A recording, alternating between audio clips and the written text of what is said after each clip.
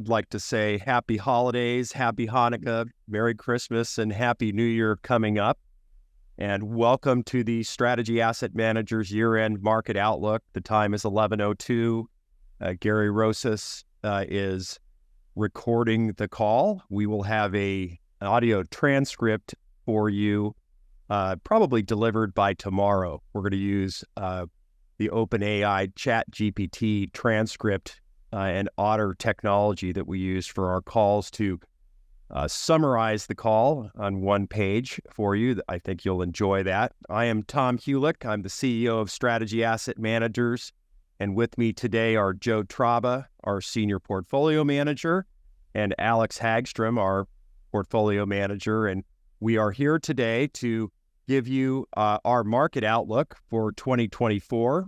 The past year, we experienced a lot of things, higher interest rates, inflation, global turmoil, big gains in tech stocks. Hopefully you owned a lot of them. And a lot of these things were linked to the growth in AI. And so today you're going to hear from Alex, Joe, and me about our outlook and on the economy, interest rates, stocks, bonds, and your investments for the year ahead. We're also going to discuss Chairman Jerome Powell's comments yesterday, what you need to know as an investor or as a consumer. And as we review those items today, you're welcome to ask any questions. We have a live call. I would just ask that you perhaps use the chat button at the bottom to send in your comment, and I will be monitoring it, look at it, and try to insert it into the queue. Yesterday, we had some dovish comments from Fed Chairman Jerome Powell. The mention of rate cuts came in his comments, and that's not customary. And it's potentially 3 cuts, maybe as much as 150 to 200 basis points occurring sooner rather than later. What does that mean for you? What does that mean for your investment portfolio? What does it mean for the economy? Let's go to the opposite side of that. And why was there such a big miss in 2023 with the market expectations? Why did the consensus, and these are economists, investment strategists, miss what happened in 2023? Is that going to occur again in 2024? We'll cover that. And what did Strategy Asset Managers do and say to our clients at the beginning of 2023? Joe's going to talk about that, but really it goes back to following the facts, not following the herd. And we're delighted that you're here today. So thank you again for joining us. Just as a recap, a couple of days ago, the CPI number came in at 3.1%. Inflation has bounced around since June of 2022 at this 3% level, but it really seems to be stuck here for now with the current CPI number at 3.1%.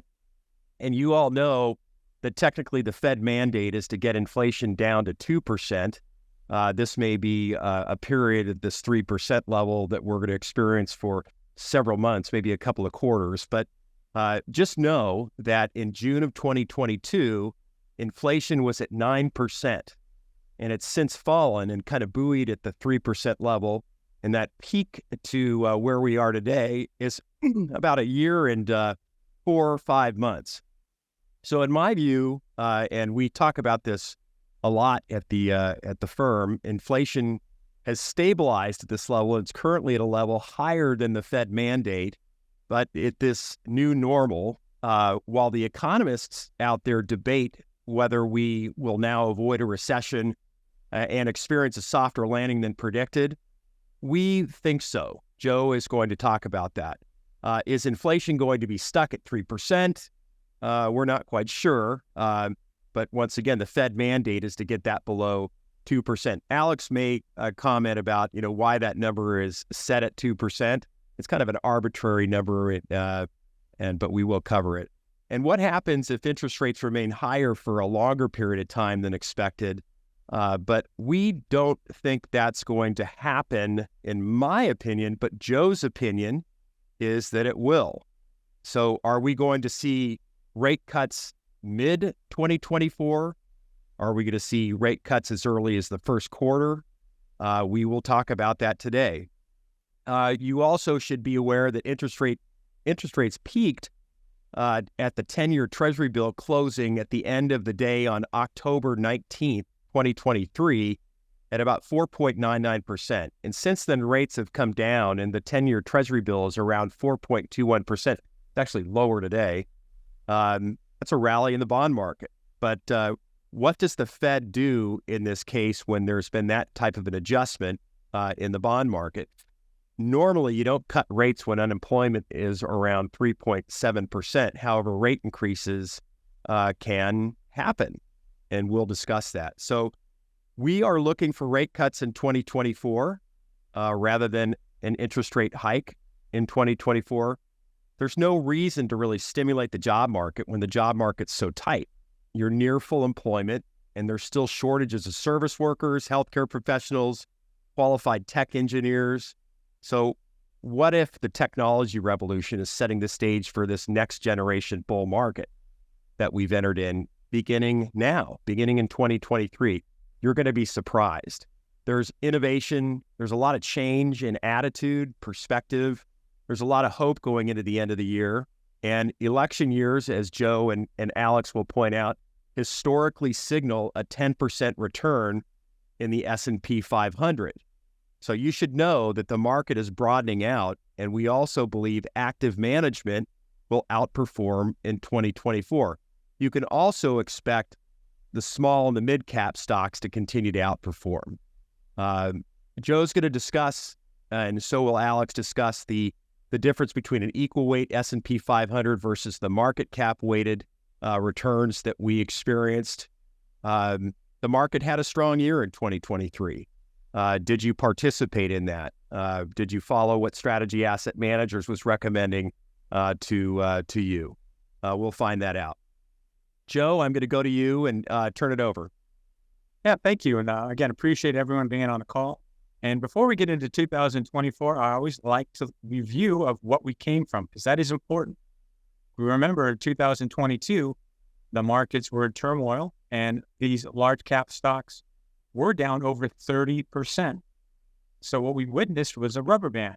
You had the things that go down the most, popped up the most this year, and now we're kind of facing and seeing other parts of the market that have not yet participated do well.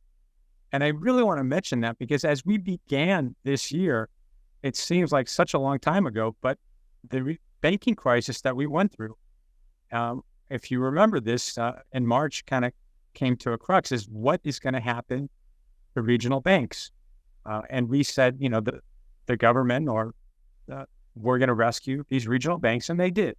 So people were made whole, and more regulation on the banking industry did ensure. And that is a big part of what happened. It provided comfort to people knowing that it wasn't going to escalate and see a bigger contagion. And that is critical with what happened in the beginning of the year. Now, we did see quite a bit of, like Tom mentioned, a lot of items that have happened this year. We had turbulence with not just the banking crisis, the debt ceiling standoff. We did have earnings slump. And again, two other items that we've spoken about, inflation and interest rates. So there was a lot of risks that we navigated through 2023. And I think the biggest one is everyone assumed that recession was inevitable this year. Now, is that going to come in 2024? We'll go into that a little bit. But I do want to remind everyone, for when you look at the market, you have cycles, and you kind of have to know where we're at. Twice this year, we've had pullbacks in the market in March and in October. And we know in October, there was a lot of people that were very concerned about the market and things really progressing. And again, I do appreciate everyone listening to what we had to say and remain calm. And conversely, what did we get? We got a huge rally in November and also in December. And that is a big part of what this market's been doing. And we know the market looks ahead. So some of the data or what you hear, we just want to make sure people know the facts. And one of the biggest pillar that we saw of strength was the labor market. And again, you don't get significant pullbacks or recessions when you have full employment. The other part of that is when you do have strong employment and you have people spending, that's critical because that allows GDP or growth to continue. That's consumption. And 70% of our economy is based on people spending. So that was a big catalyst that we saw this year. Where I think a lot of analysts were negative or wrong was with the amount of interest or people's ability to spend. Typically, when you get rate hikes, like we just witnessed, you have to remember we came from zero. So just normalizing effect, I think that wasn't really factored into some of these projections. And what we are seeing now is we all know inflation's real. And yes, the CPI number went from 9 to 6 or 3, but anyone that goes shopping, your bill is at least 30% higher. And that is going to stay. So we do think there are different parts of the market that are going to be affected by inflation longer. And we'll go into some of the positive and some of the negatives that are going to come from that. But again, we did see a tremendous amount of shifts in the market. And I think the biggest one is cash. We went from earning 0% to earning 5% on a money market. And I think as we progress into next year, you are going to see some of those money market rates go lower because that's just a function of what's happened with the market. And you're going to see more money go back into the stock market. And mostly we're areas that have not yet rallied. And I think the other part does favor extending duration on some of the fixed income. And we'll go over this in a little bit. But again, as we look at 2024, again, we expect inflation to kind of remain at these levels. And again, the headline number may go lower. But with that, we also think interest rates, again, that is a very big moving target. But we do think as next year progresses, if you have a strong economy, if you have people employed, it's hard to reduce interest rates. That is a stimulant. And it's hard to provide a stimulant when you have a good economy. And that's one of the reasons why I think inflation will remain at these levels. And also interest rates may not go down as fast as everyone is expecting.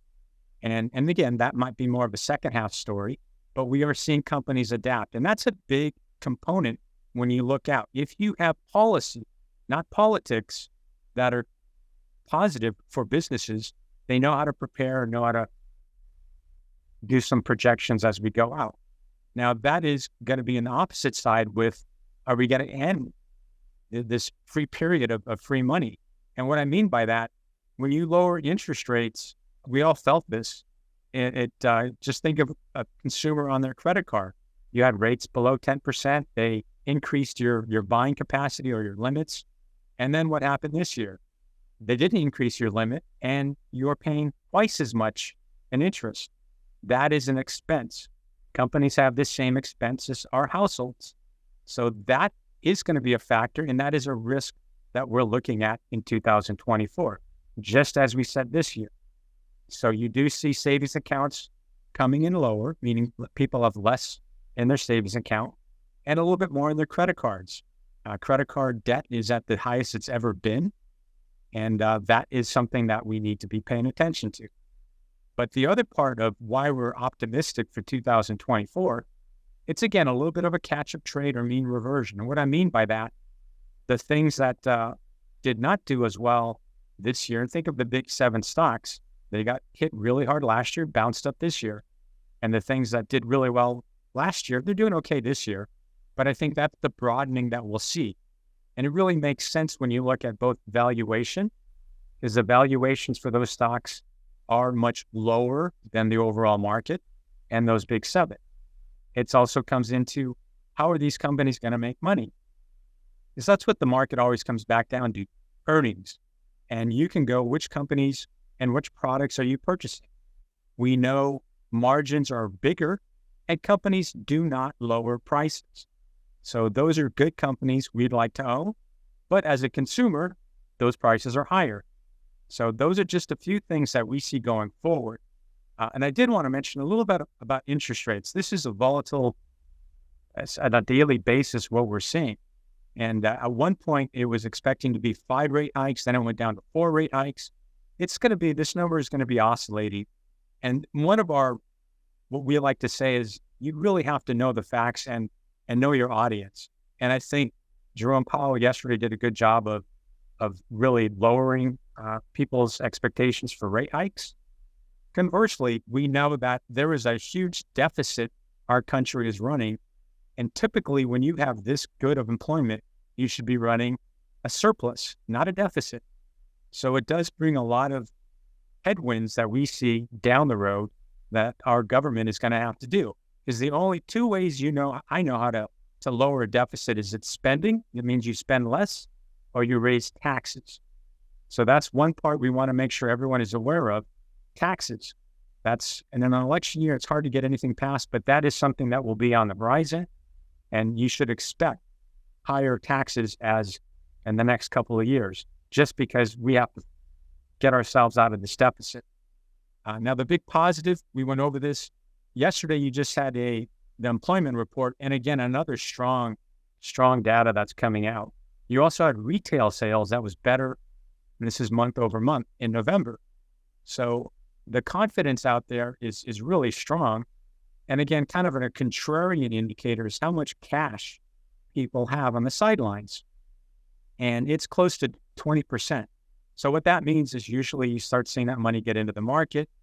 It's the seasonality factor that's very positive, both in the end of December, kind of call it the Santa Claus rally. And then as we head into January, this is money getting put into the 401ks. So it adds a lot of positive catalysts along with it being an election year, which typically is a good year. No coincidence. What do government officials want to do? Get reelected. And what's the best thing to do? Get the markets to look good. So those are a lot of positives. Now, some of the risks that we see, again, higher inflation, higher interest rates. And what we do look at going forward is if you continue to see rates where they're at, companies are going to have to lay off people, and then you get a labor market that's not as strong. And the other component is disposable income. If you have inflation staying at these levels, we all know this, you're going to be spending the same amount of money, but buying less product. And then you go into borrowing. And that's where we've talked about interest rates on credit cards. So those are some of the headwinds that we see. Yes, there are geopolitical risks. There always are. And we have successfully navigated this for a number of our clients for almost 30 years. So we appreciate you allowing us to guide you through this. But I do think some of the big catalysts going forward, 2 points, and I'm going to bring Alex in on this. Thank you. An interesting tidbit with easy money. And you really look at the period, what does that mean? Borrowing at 0%, and now going up to 5%, 8%, 26%. That does have an effect on your spending. And that's something that we'll see going forward. But a positive is what we're really excited about is a healthy consumer. And Alex, do you want to go a little bit about some of Yeah, to me, the most important story of 2023 from a long-term perspective, it is these weight loss drugs. We're continuing to see the tremendous efficacy of Ozempic, Mounjaro, other weight loss drugs. These are generally referred to as GLP-1 drugs. And I think that they have the potential to completely transform the entire country from a health perspective. Keep in mind right now, 40% of Americans suffer from obesity. And the evidence is suggesting that these GLP-1 drugs allow obese patients to lose 15 to 25% of their total body weight and to keep the weight off so long as they keep taking the drugs. In addition to that, the drugs themselves have been around for years, being used to treat other medical conditions. So doctors do have a good understanding of the side effects. They work by basically significantly reducing your appetite, your food consumption, especially the consumption of junk food, sugary drinks, and the ripple effects from this through the economy, through society at large, are going to be incredible just due to the sheer number of people with obesity and the tremendous efficacy of the drugs themselves. It wouldn't surprise me if we eventually saw 10 to 20% of the entire population taking some form of GLP-1. It wouldn't surprise me if the total amount of food consumed by this country fell by 5%, even more. These drugs, they are a solution to what is by far the number one health crisis that faces our country today. You could say this is the biggest problem that faces our country. And, scientists have essentially developed a solution. And these types of technological advances are the reason why the stock market has tended to trend upwards over time. When problems present themselves, like obesity, human beings innovate and create technology to solve these problems. It's very easy to be negative if you watch the news, if you focus on the short term. But when you take a step back, you can see that the trend is clearly upwards in our quality of life, for our economy, just for civilization as a whole. And I think GLP-1 is just a perfect example of this in action. And, look to see the health of America transform completely over the next decade. Alex and Joe, let's talk a little bit about the stocks that we own that are participating in these. Yeah, and it's not just the straight on stocks. And what I liked of what Alex is saying is you have to look at the ripple effects and the secondary effects. It's one of them is the amount of obesity. It has several complications with medical procedures. And if you have less of that, you have less procedures. So there's beneficiaries from having less procedures. They give like insurance companies. So we also then look at, and this is one of our big positives. We're a fairly healthy athletic group, and we do like to see people getting out. And I think after COVID, it coincides with this explosion of people wanting to get out. And when you get out and you feel good, you want to look good.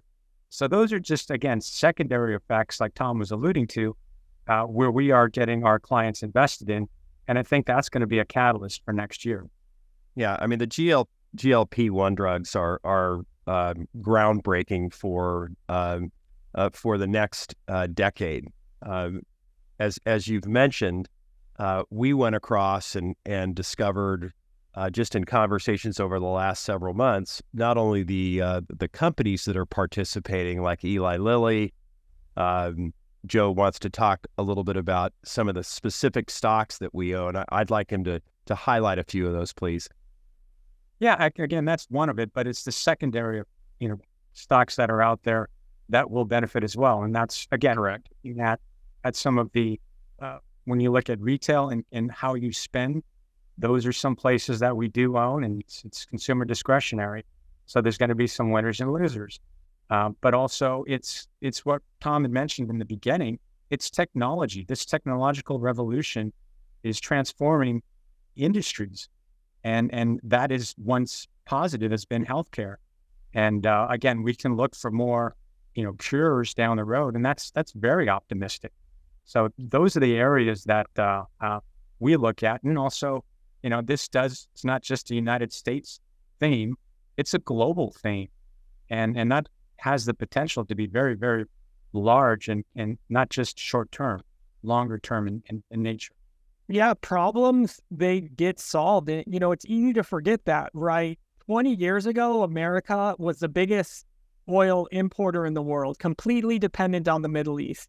You look today, we're a massive oil exporter, and this is because of technology, right? Engineers, scientists, they found a way to produce oil from rocks, and they took what was a tremendous weakness of America, a tremendous problem for America, completely flipped it on its head, and now it's, one of the country's greatest strengths. So whenever you see a big problem in society, whether it's housing costs too much, anything of that nature, just remember that, scientists are working to solve it, and the track record is that they eventually will. Yeah, that's a good point. Alex and Joe, let's talk a little bit about the Magnificent Seven stocks, and then what we see as a broadening in the markets out there. Yeah, and that's a good point. It's really that had been the theme for the markets. And again, I go back to that rubber band. Last year, these stocks fell the most. And obviously they led the most so far this year. And when you think about a rubber band bouncing up and then down and then it goes sideways. So that's where I think those stocks, I don't think they're going to, end their participation, but it's just which stocks will be outperforming. And what we've seen is you're starting to see other areas of the market. And this just mean reversion, you can think of technically when you have this far of a spread between the equal weight, and that's just all the companies in the S&P 500, all the same percentage weighting versus a market cap. And that means the apples are a much bigger percentage. And it's nearly a 3% differential on price to earnings. So you have a lot of catch up in these other stocks that really haven't yet participated. And I think that's what we've seen really in the last few weeks, an outperformance there. And longer term, these are trends that, again, will continue. Doesn't mean those big stocks aren't going to participate, but they'll have a less of a pool as everything else starts to do a little bit better. And like energy is a great topic to discuss. We talk about AI and everything, but everything needs power. And what we've seen now is maybe some of these companies, they need more power. And how do we fix our grids? Do we get more nuclear power? These are areas that we are invested in. And again, I think that is going to be a big story for next year, not just with powering our grids, but also as we see manufacturing coming back to the United States. This is, again, reshoring, which we've spoken about, and that's going to come into both Mexico, some Latin America, and Canada, but mostly the United States. And these are long-term trends. It's not just a couple years. It took us many years, over 10 years, to get all of the offshoring, and now we're bringing it back. So those are a couple of really good catalysts that we look at going forward. Yeah, and once you implement robotics as a larger and larger share of your manufacturing, there becomes no reason to move it offshore. In fact, it becomes cheaper and more beneficial to keep your manufacturing onshore if you are going to use robots to do the manufacturing and AI, which is clearly the future, clearly where this is heading. Yeah, I think that's a good segue in talking about the 10 key technologies and their policy implications, or if you want to say emerging technologies. We're really at the tip of the spear for some of these. You can talk about AI, cryptography, neuroscience, robotics, semiconductors. You can go into energy, the material science, neuroscience, nuclear, space, but there are these 10 key technology areas that are requiring us to rethink how we will shape our future. Universities, economists, investment strategists are now embracing this opportunity to incorporate these technologies into how it's going to improve our thinking for what stocks are we going to own.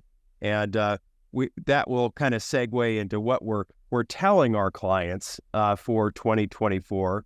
I'm going to turn it back over to Joe for that. And what are we telling our clients right now, Joe? Yeah, again, you not listening to the noise that's out there. Know the facts. And that's one thing that we've been pretty consistent on. And we've done a pretty good job of letting people know the facts and where we see things are going. And again, it's easy to get pessimistic and look at the negatives. It's hard to look down the road and really see what the positives are. And I think that's a turning point where this country getting a little bit more optimistic. And yes, we do have these back and forths that will go. That's always happened. That's what made our country great. You're allowed to disagree with someone that sits right next to you. That's good because you have freedom of speech. And what I mean by that, as we look forward, we have a number of positive catalysts that are out there. And it's really the ingenuity of the American people. And these allow us to overcome obstacles. Right. That's a huge starting point. And when we look forward, again, not just with medicine, healthcare, but with technology, this is a massive innovation that is going to change industries and how you do things. And we talk about hospitals and anyone that's gone to their hospital, how many do you still have paper files? And they have reams of paper file. This is something that can be very easily done to get things digitalized, but also be able to spread this to other doctors that you may have. So you just kind of think of that, and then think of it along all these other industries that have not yet gotten there. That's a big revolution that is happening now, and that's more on the software side. But again, that's another big positive catalyst. Alex, do you have any guidance on the what we're telling the clients? As I move into the next question, I'm going to be talking about the positives that are outweighing the negatives. So, yeah, absolutely.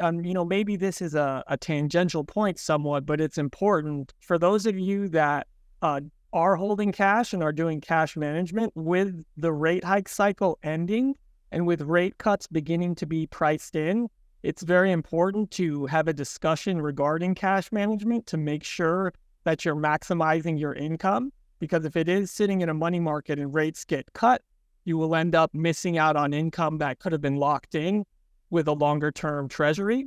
But with respect to technology, I really think robotics is the thing over the next decade.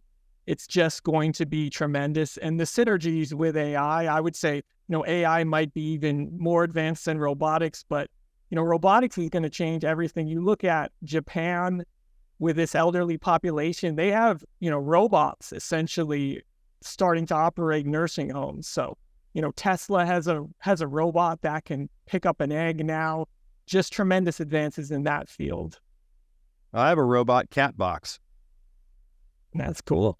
It is cool, but I do. It's called a Whisker robot cat box.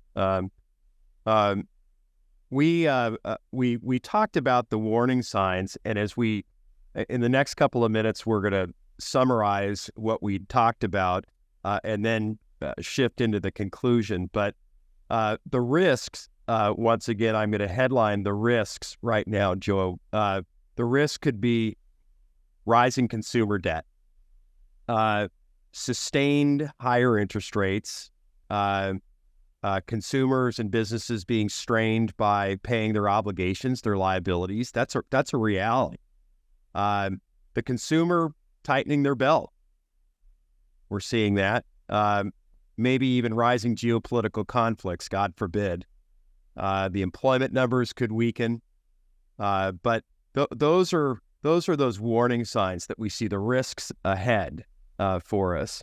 But that the opportunities are what we focus in, because the market looks 6 months out and potentially further out, right, Joe? Right. Okay. So the opportunities right now, we're optimistic that the market's going to trend higher into 2024. We see the consumer still spending and people are employed. We think that interest rates have peaked. We think I think inflation is cooling, and we see that. Joe has mentioned multiple times the reshoring attitude, bringing manufacturing back into the U.S. Very important. AI assisting many industries. That's really revolutionary right there. We may be slowing from an economic standpoint, but we were in a position several years ago before COVID hit where the economy was moving nicely. We had the disruption of the pandemic.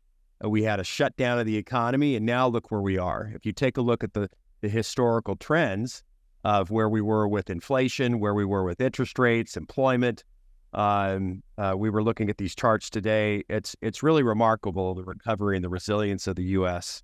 There. Joe, I'll turn it over to you after talking about the opportunities. Yeah, just going back quickly, we mentioned the Spanish flu when you go through these pandemics, but what was the result after? You had these huge revolutions, and it just sped the speed of changed so quickly. And that's exactly what we saw the last couple of years. Sometimes hard to think of more than just this year, the year before, but you have to look at how fast we've all adopted doing a Zoom call. And again, these are changes that are extremely new that I think a lot of us now take for granted. And that's how we look at technology. We're not afraid of it. It is a tool that'll help us.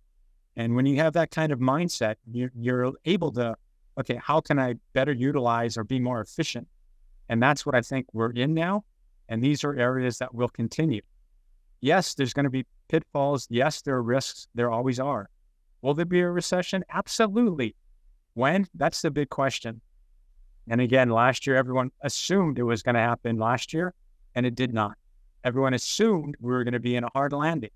Now, these economists have been wrong. And yes, every once in a while, they'll be correct. But you have to really look at where we're headed as not just a country, but what the market trends typically are. And what the facts are telling you, right? The facts. And that's where we've been spot on with the direction. And it's really been led by the labor. I know we had a couple of strikes this year that affected the entertainment, United Auto Workers, and you can go on through there. But now you look at how much they're getting compensated or paid. Those are huge increases in wages that you typically don't see go the other way. And I think that's where we're talking about this new era that we're in. And it's, yes, you're going to have a little bit of a reset here.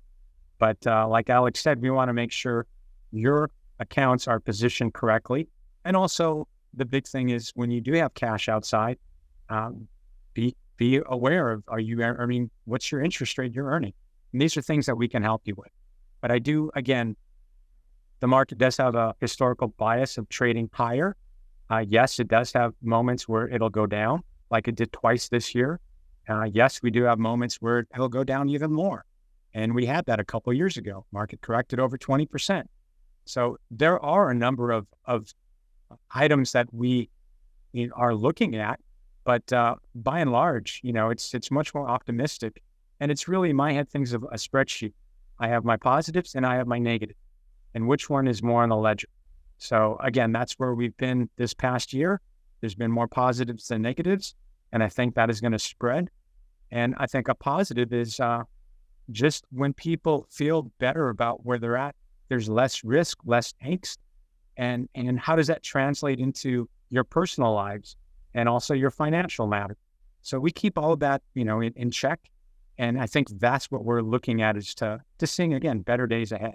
Yeah, we've been staying in front of this since 2001, going back to Bob DeMichael and the legacy of the firm, and our responsibility to our clients and making the right decisions for the portfolios, shifting between growth, value, core. That is important to know and mention for the clients. We're known as an active manager, managing equity portfolios for individuals and institutions. But we're also known as being very attuned to what is happening in front of us. So we take pride in that, and we don't follow the herd normally. And we've been giving sound advice for a very, very long time. And we see some positives in 2024 in the repositioning of our portfolios that we've been doing all year long. Will be a positive in 2024 and beyond. I would like to allow Joe and Alex to have one parting comment before we conclude. You want to let Alex go first, or Alex?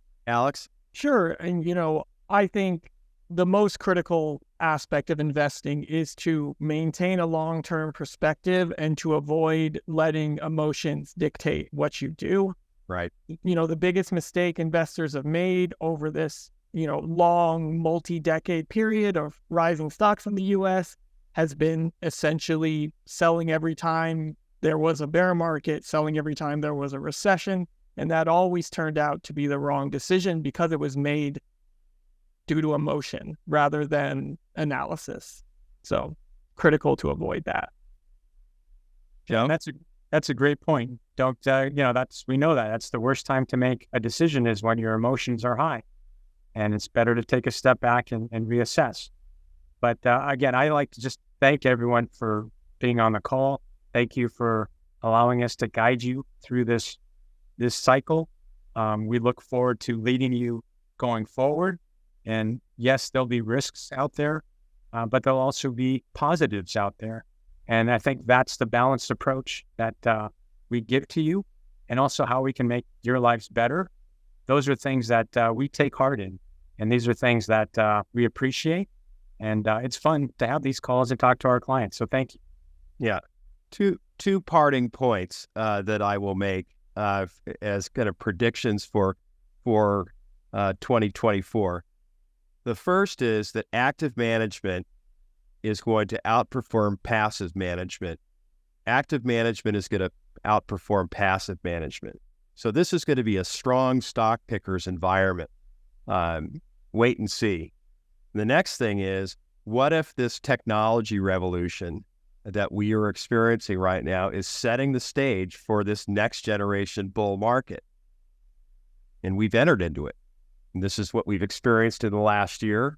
This may be the beginning stages of another cycle, and that's what we're going to guide you in. You may be surprised. I had long conversations with the mentors around my life about the potential for the U.S. markets to be a coiled spring and to explode in the next decade and the decades to come. And you will experience it. We'd like to thank everybody for joining us today. We once again want to wish everybody happy holidays, a happy last day of Hanukkah, Merry Christmas coming up, and a Happy New Year at the end of the year. We will keep everybody in our thoughts and prayers as we always do. And that will conclude our call today. If you have any questions, you may follow up with us. As I said, we will have a transcription of this, a summary transcription sent out in the next day. The call was recorded. It will be up on our website following the call. And once again, thank you very much. Happy holidays, everybody.